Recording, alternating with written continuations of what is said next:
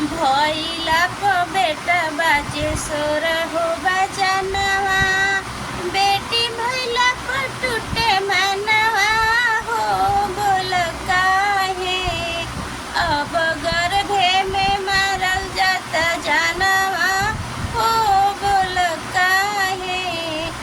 आखिर बेटिए तो होली कहियो के हुए के माई, जब माइए ना रही बेटा के जनमाई।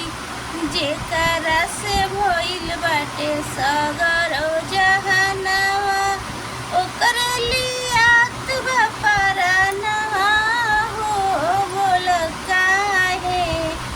अब गर्भे में मारल जाता जनवा हो बोल काहे।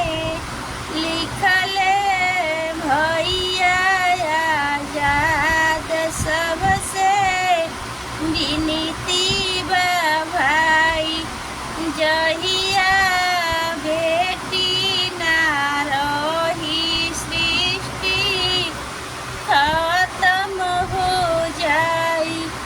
दिन दिन भइल जाता बेटी के पतनवा, ओकरा से सारा ई जहानवा हो बोल काहे।